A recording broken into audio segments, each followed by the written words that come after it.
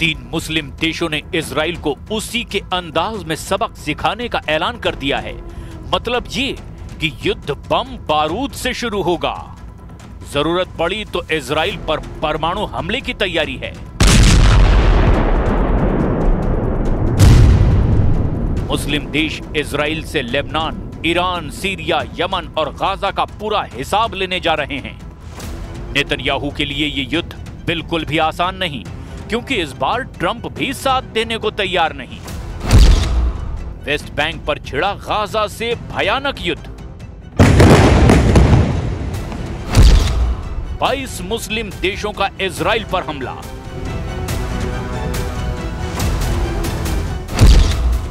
Trump के बीबी को कुचल डालेगा तुर्की। इजराइल बोला सीज फायर नहीं, बंकर फायर।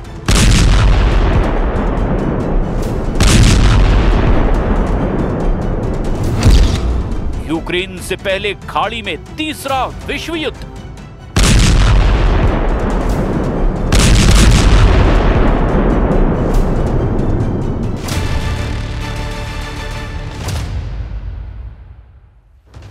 वेस्ट बैंक पर नेतन्याहू की टेढ़ी नजर ने महायुद्ध भड़का दिया है। इजराइल की हरकत से ट्रंप के भी होश उड़ गए हैं। प्रेसिडेंट ट्रंप ने सफाई भी दी है कि इजराइल कुछ नहीं करेगा, इजराइल वेस्ट बैंक से दूर ही रहेगा। लेकिन ट्रंप की सफाई अरब देशों को हजम नहीं हो रही है। अरब वर्ल्ड इजराइल को जला डालने के लिए उतावला हो रहा है। खाड़ी का नया बारूदी बखेड़ा महायुद्ध की शक्ल अख्तियार कर चुका है, जिसमें इजराइल फिलहाल अकेला दिखाई दे रहा है, जिसके खिलाफ खाड़ी के 3 सबसे ताकतवर देशों ने जंग का ऐलान कर दिया है। सऊदी अरब ने धमकी दी कि अगर इजराइल ने वेस्ट बैंक की तरफ देखा भी तो उसे धरती से मिटा दिया जाएगा। कतर ने ऐलान किया कि अगर नेतन्याहू ने वेस्ट बैंक पर कब्जा किया तो इजराइल को कोई नहीं बचा पाएगा। संयुक्त अरब अमीरात ने वार्निंग दी कि वेस्ट बैंक पर इजराइल के कब्जे की कोशिश महाविनाश की वजह बन सकती है।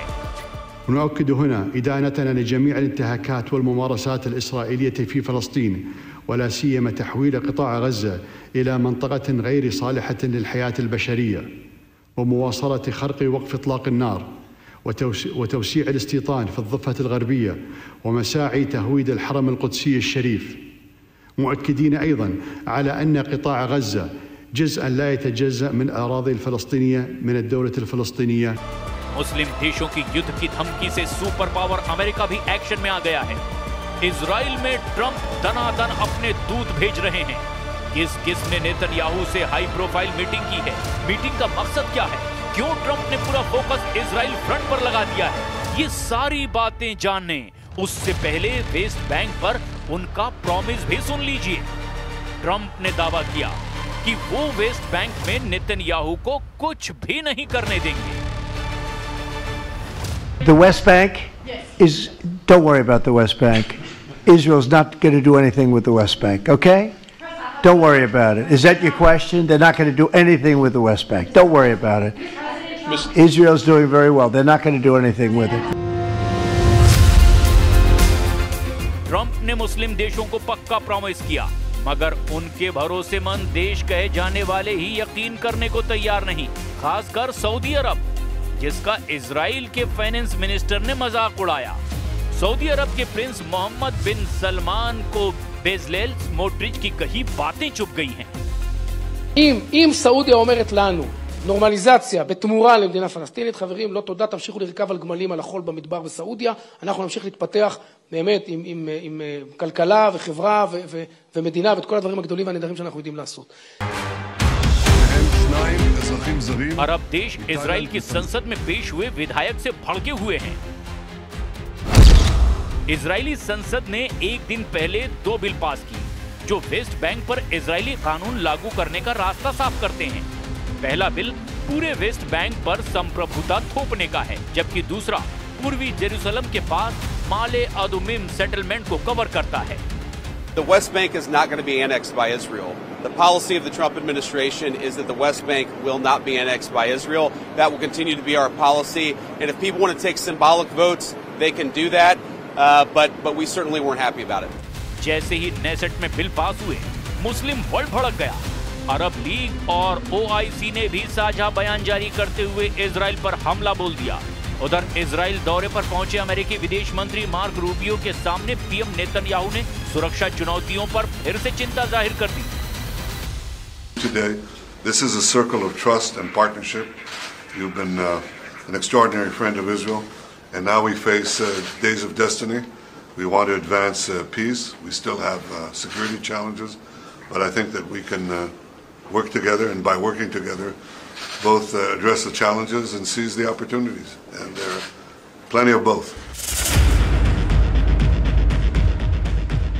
पीएम नेतन्याहू के साथ मीटिंग के बाद मार्क रूबियो ने हमास को हथियार छोड़ने की चेतावनी एक बार फिर दोहरा दी है। इजराइल के प्रधानमंत्री हमास के बंधकों के शवों को सौंपने की मांग भी कई बार कर चुके हैं। इसमें हमास की तरफ से हो रही देरी को वजह बता करके इजराइल वेस्ट बैंक मिशन में जुट गया है। वेस्ट बैंक की अहमियत क्या है, जरा इसे भी जान लीजिए। वेस्ट बैंक में करीब 30 लाख लोग रहते हैं, जिनमें 86%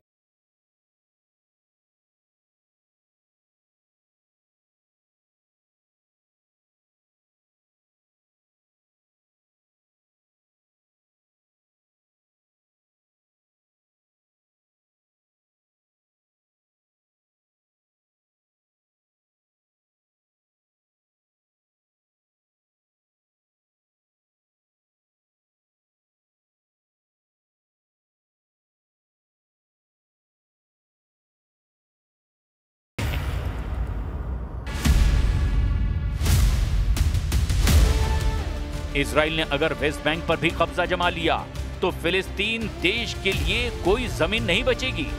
इजराइल ऐसा करने के लिए सभी कोशिशें करेगा, क्योंकि नेतन्याहू पहले ही कह चुके हैं कि इस धरती पर फिलिस्तीन नाम का कोई देश वो बनने ही नहीं देंगे। पीएम नेतन्याहू ने गाजा युद्ध को मुक्ति युद्ध का नाम देकर के खतरनाक संदेश दिया है। ימי מבצע עם כלבי נגד איראן הדגשתי את הייעוד הנשגב שנטוע במורשתנו עם כלבי יקום. כך באשר למערכה כולה, זוהי מלחמת התקומה של עמנו כהמשך ישיר למלחמת העצמאות. אנו גם עומדים לפני חלוקת עיטורי גבורה וצל"שים לחיילינו ומפקדינו הגיבורים. כפי שהיה במערכות צבאיות קודמות, עיטורי המערכה הנוכחית יישאו את השם הרשמי.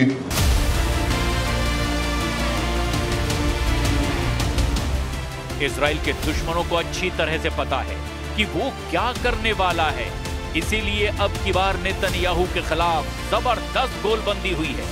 कोई शक नहीं कि युद्ध का खतरा बहुत ज्यादा बढ़ चुका है। पश्चिम एशिया में तनाव बहुत ज्यादा है, क्योंकि डोनाल्ड ट्रंप ने अब वेस्ट बैंक को अपनी नाक का सवाल बना लिया है। ट्रंप ने नेतन्याहू को क्लियर मैसेज दिया कि वेस्ट बैंक युद्ध में वो इजराइल का साथ नहीं देने वाले। तो फिर इजराइल का क्या होगा? फरवरी 2025 से इजराइल से युद्ध की तैयारी कर रहे एर्दोआन क्या पहला हमला बोलने वाले हैं?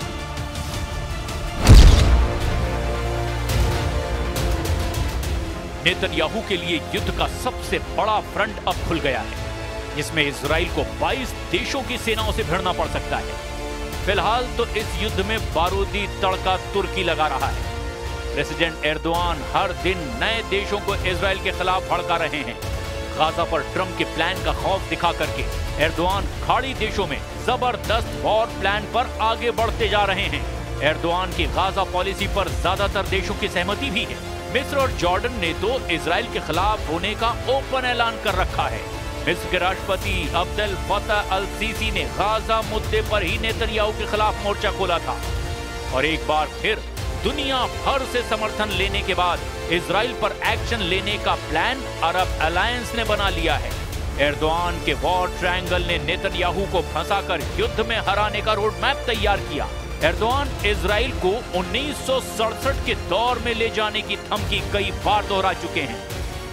Bu itibarla 1967 sınırları esas alınarak başkenti Doğu Kudüs olan bağımsız, egemen ve coğrafi bütünlüğü haiz bir Filistin devletinin vücut bulması şarttır. Türkiye ve Malezya bu noktada çabalarını ve Filistin'e desteğini hız kesmeden Erdogan ने युद्ध त्रिकोण कुछ ऐसा बनाया जिसमें फंसा Israel बुरी तरह तबाह हो सकता है। वेस्ट बैंक में ट्रंप का वादा इजराइल ने जैसे ही तोड़ा, तुर्की इजराइल पर 3 तरफ से हमला करने का प्लान बना सकता है, जिसमें पश्चिमी छोर से अरब देशों की संयुक्त सेना इजराइल पर टूट पड़ेगी, तो उत्तरी छोर से अंकारा से ऑपरेट होने वाली सेना और कमांडर जुलानी की फौज होगी। तीसरे फ्रंट पर यानी दक्षिणी छोर से इजराइल को मिस्र की लीडरशिप से चुनौती मिलेगी। इजराइल से टकराने से पहले तुर्की जबरदस्त हथियार खरीद शुरू कर चुका है। एर्दोआन ने कतर से सेकंड हैंड यूरोफाइटर जेट खरीदने की डील पर जोर लगा रखा है। वहीं ट्रंप से तुर्की F-35 फाइटर जेट की डिमांड बार बार दोहरा रहा है। पुतिन से S-400 खरीदने पर एर्दोआन को अमेरिका ने F-35 प्रोग्राम से बाहर फेंक दिया है, मगर अब एर्दोआन ने ट्रंप से दोस्ती गांठ ली है। कतर पर इजराइल के हमले के बाद वो ट्रंप से F-35 की मांग करते आ रहे हैं। तुर्की को पता है कि इजराइल के पास अमेरिका के F-35, F-15 और F-16 फाइटर जेट का बहुत बड़ा बेड़ा है, जिसकी काट फिलहाल तुर्की के पास नहीं है। मगर अरब वर्ल्ड के पास सुपर पावर के सभी जंगी लड़ाके हैं। खाड़ी देशों में अमेरिका के सैन्य अड्डे हैं, जहां हर तरह के हथियारों की तैनाती है। खासकर अमेरिकी बम वर्षक विमानों का कोई जवाब किसी के पास नहीं है। खाड़ी में अमेरिकी सेंट्रल कमांड जब बहुत ज्यादा एक्टिव होती है तो फिर कई देशों में खलबली मच जाती है, क्योंकि सीक्रेट एयरबेस से लगातार रात में उड़ान भरी जा सकती है। रात में टेक ऑफ करने वाले ये विमान अमेरिका के सबसे खतरनाक लॉन्ग रेंज वाले बम वर्षक होते हैं।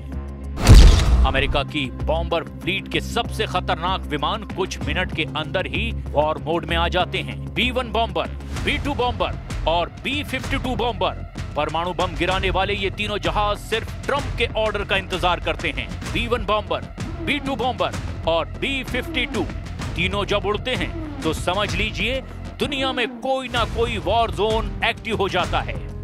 अमेरिका का सबसे पुराना लेकिन सबसे खतरनाक बम वर्षक B-52 जब ये रनवे पर चलता है तो और ज्यादा विध्वंसक नजर आता है। अमेरिका का B-52 32,000 किलो के बम लेकर उड़ता है। ये एक न्यूक्लियर बम वर्षक विमान है। 8 इंजन की पावर से उड़ने वाला B-52 दुनिया का सबसे पुराना और सबसे खतरनाक बॉम्बर माना जाता है। इस बम वर्षक विमान को अमेरिका हमेशा एक बहुत ही खतरनाक मैसेज के रूप में इस्तेमाल करता आया है। हालांकि अब तक ट्रंप सिर्फ इजराइल के हक में उसके दुश्मनों को अपने हथियारों से डराते रहे हैं, मगर वेस्ट बैंक पर उनका रुख नेतन्याहू से बिल्कुल अलग है। ट्रंप चाहते हैं कि गाजा समझौता किसी भी सूरत में बरकरार रहे, लेकिन इजराइल के इरादे खौफनाक हैं। वेस्ट बैंक में इजराइल डिफेंस फोर्स की एंट्री युद्ध की आग भड़का सकती है, और अगर ऐसा हुआ तो समझ लीजिए कि पश्चिम एशिया से शुरू होगा ऐसा बड़ा युद्ध जो यूक्रेन की जंग से भी खतरनाक होगा, जिसे रोकना ना ट्रंप के बस की बात होगी, ना खामनेई और ना ही एर्दोआन की। एक नया वॉर जोन वेस्ट बैंक से निकलकर इजराइल में बन जाएगा, और फिर वर्ल्ड वॉर का खतरा भी मंडराने लगेगा, जिसमें एटम बमों का धमाका भी हो सकता है।